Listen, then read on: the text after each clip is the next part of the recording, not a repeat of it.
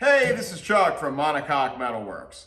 When we last left off, I had gotten this all locked down in the jig and she's ready to be built back up. But I do have one last thing I need to do, which is straighten out these panels. Now, I could probably kind of start hitting on them now, but I've decided that to make it easier and quicker and better to do that, I'm gonna go ahead and put a cut across here. I'm gonna take this section of the wing off, and that's going to allow me to really work on this because these are going to be my main focal point for moving forward. And you can see they're all mashed up in here. I'm not going to be able to get up inside of here. And then I've got to straighten this out back here.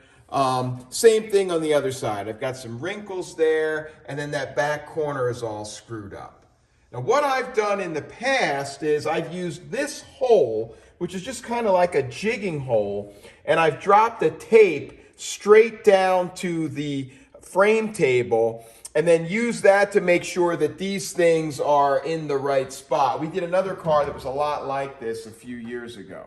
So, and then when I'm done, I'll have to put these pieces back on eventually, but I've already got this flare that's glued on. There's going to be filler to feather that in. So I think it's the lesser of two evils. Otherwise, it's going to take me hours to do this and it's not going to turn out as well. Sometimes you're just better off jumping in there, taking another step back to move forward quicker and better. So let's do that. Okay, it's going pretty well. I've got this side done. I've been at this for about an hour and 15 minutes. Not done, but just I've got that piece off of there. And I realized once I got down into here, there were all these little layers here. There's like a little stiffening piece here, and there's the bottom of a stiffener on the rear tail panel that goes in here. I mean, I was never going to be able to get that off, so I had to pull that wing off. This over here shows you the more difficult side of pulling off flanges. I've been battling this thing here for 15 or 20 minutes.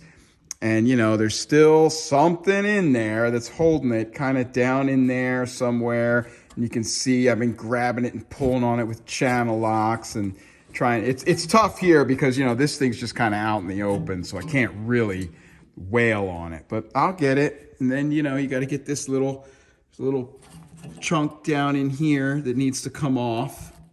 And that's a cut from some other dissecting. So we're almost there. And then we can start cleaning this up and straightening it up.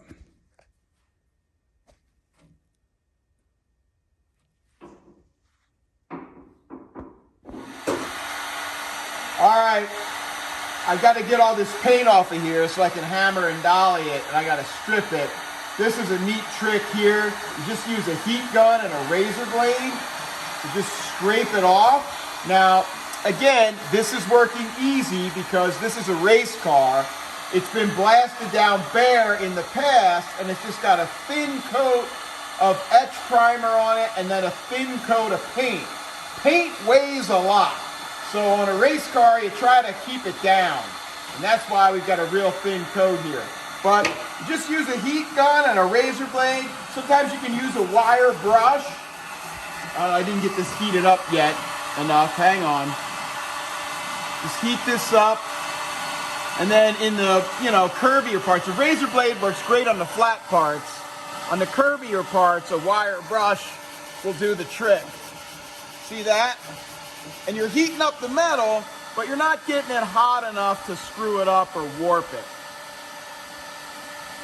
So now I got to do this for a while.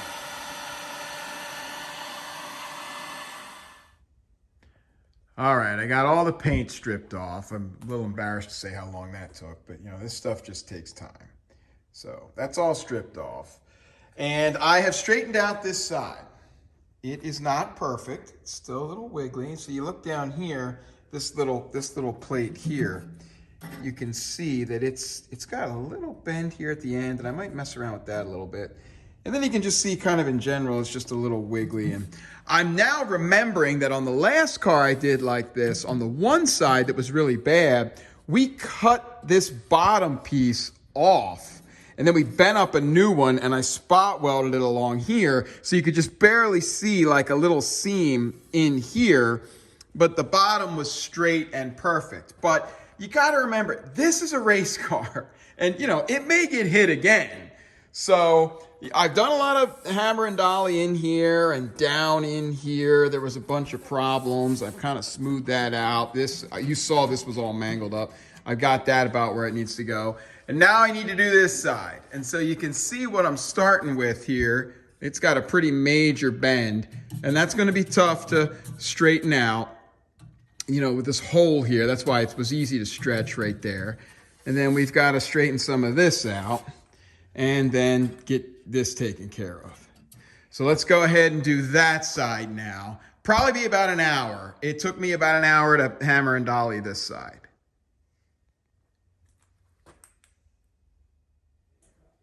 All right, I finished this other side now.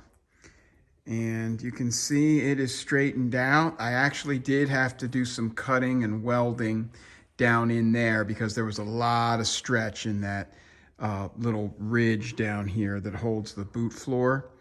But you can see that it's pretty straight. Again, it's not perfect because we're working on a race car here. It's straight, but it, you know, I mean perfect as far as the surface being absolutely perfect. But you can see I got this corner all straightened out and everything. Now, I did drop a tape down to the table, and it looks like this side is about 3/16 high here at the very back. That can be factory because I've hammered up and straightened out these flanges, but they get all hammered down and twisted when this comes around, this piece. I can't stick my finger in there because it focuses on my finger. But see, this channel here is spot welded right onto here. And you can see where I've drilled out the spot welds. But this flange will often be hammered down in there. So we're just going to go ahead and move forward. I'm going to know that that little corner there is up at 3/16. And then I'll work with that and kind of split the difference as I'm putting the tail panels in, straighten things out that way. And like I said, I can hammer down this flange a little bit for that channel to come around. All right, next, we're gonna straighten this guy out. Remember this? Well, I've got to drill out all these spot welds, get all this dead inner structure out of it, and then I will sandblast this piece and hammer and dolly it back into shape. And then that'll be the last thing we need to straighten out, and we'll be able to start moving forward. Okay, everybody likes to keep it real, and I cleaned up from over there and threw all the tools over here, and then I started working, and you can see that it gets very messy, very messy. And I'm just pulling flanges off this thing. I cut it, and then I sandblasted the flanges so I could see the spot welds better. And now I'm just drilling out spot welds, making a big mess. All right, we've got this piece dissected and cleaned up, and I've cleaned up the bench too. My benches are made out of 3/4 inch 7-ply plywood with a birch top. And then after I go to all the trouble to make them, these are 7 years old here. I go ahead and cut other pieces and put them on top because the benches really get a lot of abuse. And so this is like the sacrificial layer. So anyway, this piece is all sandblasted. It's all dissected. I've drilled everything out. And you can see there's the other side. And this is where that little lightweight style hook goes to hold the boot lid. It's aluminum boot lid. And then you can also see this is a 67, so unlike an early 3.8, it has these pods that close in the backside of the taillights, and they're just MIG welded along there. And it was funny, you know, sometimes when you MIG weld, on the backside you'll see a little piece of wire stuck on. If you're a rookie MIG welder, you see a lot of little pieces of wire stuck on. There was some of that down in this corner from the factory. So now I'm going to go ahead and I'll grind off these little nobules that are sticking out, smooth everything out. I did this damage here with a chisel trying to get this apart. I also did that damage. It happens. I also did that damage. There's some more little chisel marks. But now I will go ahead and start hammering this out and trying to get her back into shape. Shouldn't be too tough. Let's see how that goes. All right, just a little intermediate shot. I'm just trying to get this thing untwisted right now. And you can see this corner was really screwed up, and I've got some overlap in here. I call this a lock. I don't know if I made that up or what, but it's kind of locked in there and you can't get it unfolded. So now I'm hammering it and it's overlapping itself a little bit. That might be okay because that's shrinking where I'm stretching with all this hammering. We'll see how it goes once I get things smoothed out a little further. You can see I ground off all those little MIG welds so that I can smooth that area. So we're getting there, just a little at a time. Next, I got to work on this, like, kink in there.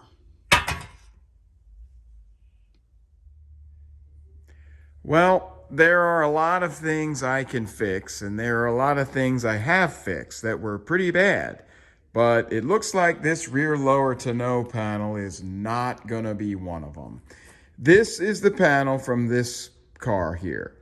This is another original panel from another car, just to show you that I have done it before. This is for a car in the shop, and it still needs a little work, but this one had a bunch of dent puller holes here and was all bashed up. I dissected it out and I repaired it, and the shape is correct.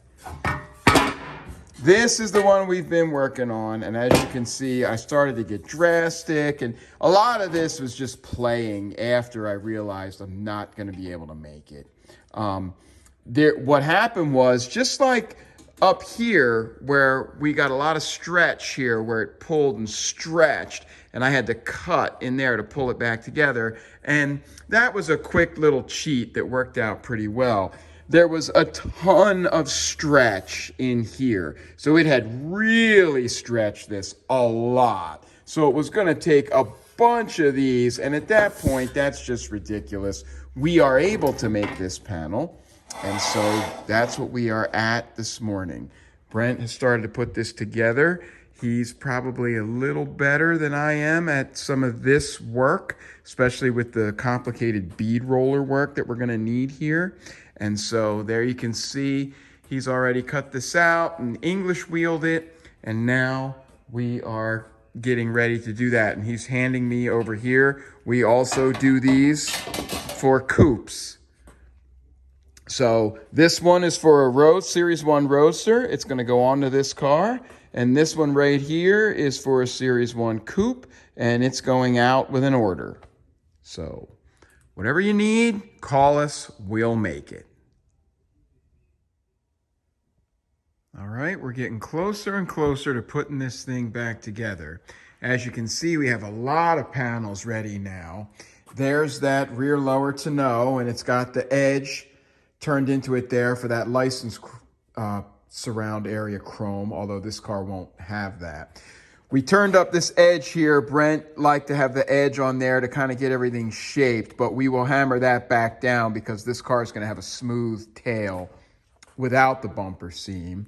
And then here's the lower boot filler piece, and it's, you know, it's just kind of roughed in for right now. We give a lot of extra there left over after English wheeling it, so I can give myself some room and really trim it in to fit it just right. Same with this edge around here. We've turned this edge down, but we haven't put the drip channel in yet because that's another area where I might need a little wiggle room. This goes on here like that, and that gets closed in, and then this, a lot of this will get trimmed back out as well. All right, and then there is the rear license panel. It's actually upside down. This is the top, and that's the bottom where the boot floor comes in. This flange is for the boot floor. This panel back here with the little hole in it, that piece right along there, that goes right in here. And these are the gussets that interface with the tubing that goes up inside the sills. And then we've got a bunch of little tail pieces here. Brian asked us not to put the little hole in for the license lamp because they actually had a little filler panel in there. So we decided to just go ahead and leave it out on those pieces. And then these are the outer stiffeners. And you'll see how all this goes together coming up. But we made all of this here from scratch, and we're happy to make any pieces you need. These are what I call the three-sided panel, for lack of a better term. And it goes up in here. But we will not be using this one. This is a stock one. I'll fit this, and then I'll use that as a guide to show me what I need to make to interface with the wing that's going to come out a lot farther than stock. So that'll be a guide. So right now, what I have to do is get up in here. You can see I started to kind of sand this a little bit. Get up in here and clean this out. There's some gunk in here and some grease and some sand and walnut shells. Clean that all out, spray it with red oxide, and then get some weld through on these seams so that this can be closed in. Same thing with the sills here. You can see that while I was dissecting, I just kind of rough scuffed some of the rust off here. I will continue to do that with some hand sanding and machine as well. See, there's a bunch of gunk in here. I'll clean that all out, get it all sprayed down nice with some coatings. The car will never get wet again, but it's good to get some good coating on there. And then we'll put some weld through here as well, and we'll be able to move forward here. So I'm just gonna put a movie on in the background of the shop, keep me company. I'm here by myself this afternoon, and get in there and scrub that all out and get some primer on it. Okay, I spent several hours yesterday afternoon getting dirty and scummy, but I've got this all cleaned up and ready for paint now. Got all the gunk cleaned out of there, sanded everything down a little more. Over here, I spent a good deal of time getting all of this leftover panel bonding off of there. And then I've got all the lead and filler out of this seam. Now I say lead because the factory, you can see here's a bunch of factory lead up here because there's a bunch of little pieces. I got to get my hands out of here because it screws up the focus. But that's all factory lead. And then they will very often build up this edge with, you know, as much as, I've seen as much as 3/16 of an inch of lead here. They had about 1/8 of an inch in the whole top half of this of lead, and then there was a little filler too. So that's actually going to give us a little more door clearance, so that'll work out fine. Down here, we have used wire wheels, sanding discs, hand sanding, wire brushes, whatever it takes to get this as clean as we possibly can. See, there's a bunch of drip marks from the factory primer. So this is nice and clean now. We will tape this off and get some red oxide in there. And I'll show you the other side. The other side was a little scummier. The driver's side is always a little scummier, left-hand side, because that's where the battery is. And battery acid gets up on the battery and then it washes down the side of the car. And we've got some rust down in the bottom. You can see some pitting in there, and that'll all be fine. You know, there's an argument if we were doing a top show car or something, we would, or even a driver, we might take this section out here. But we're gonna put a piece of tubing right on top of that. It's all gonna be nice and solid. And that's still pretty solid anyway. So we're gonna spray some red oxide on all of this, and then we're gonna tape off the areas that we need to weld in our tubing and our gussets, and that will all get weld through. So I'll show you that next. And you can see again, I took everything out of this door seam. Oh, I did wanna show you this. See how this is a flat seam here, but then in the center section, it's all kinked in here.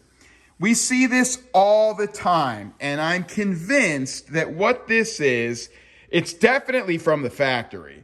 I think what they did was go along on this edge, and they would hit this in and kink it and make it like a V channel.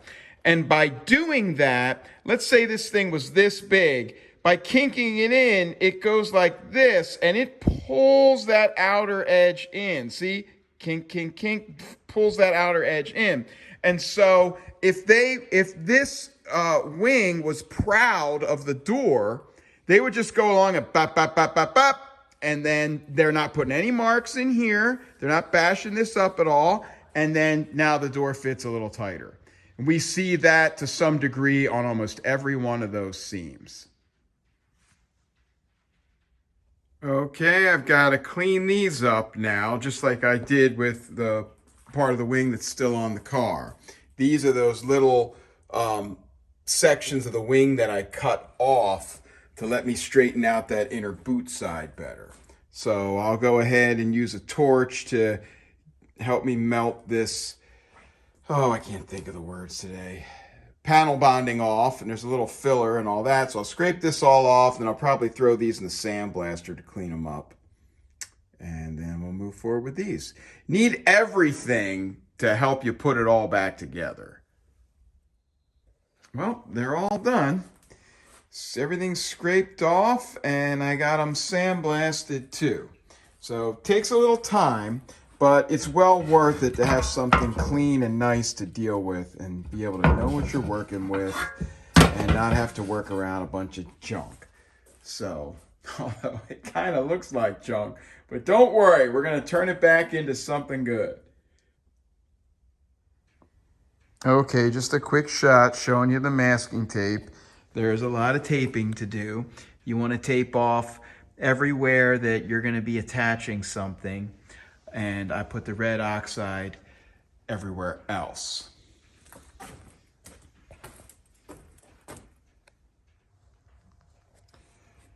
Okay, we're all painted up now with the red oxide, and you can see I've got some runs in there.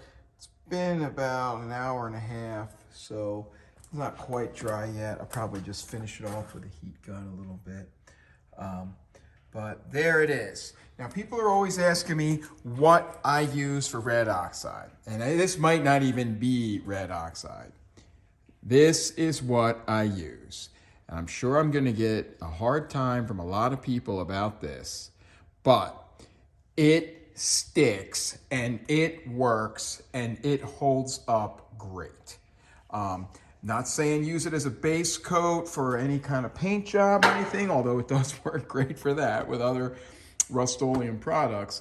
But we're using it inside all of these enclosed sections. And for an area like this or in here where you've got some surface rust, you haven't been able to sandblast it, but you get in there and scuff that with your hands and get all of the oils or any dirt off, and then you spray that on, it sticks. So that's what I use. Also, it's cheap, it's readily available, and you're in a little spray can that you can just kind of go nuts in here and get to all the little areas. So not everything has to be super expensive to work great, and this is one of those things. So now we're going to pull the tape off and put weld-through primer, which does cost a fortune, on here. All right. You can probably hear I have a respirator on. This stuff's really got a smell to it. It'll give you a headache. So I have gone ahead and sprayed the weld through on all the areas that I had taped off. And you can see my marks from a Sharpie where I had just done a quick trace around the tubing and the gussets that I'm going to have in here. The weld through's got a lot of solvent in it, so it always leaks right through and the Sharpie comes through. Whereas on the red oxide that we use, it just covers it right up. But not real pretty, but all covered. And then after we get everything welded in, we'll scuff it all down and put another layer on top of this. So I think I'm probably going to end this video now. This shows us getting everything ready, and in our next video, we'll start welding everything in. I know you guys have been waiting a long time for that. Imagine how long I've been waiting.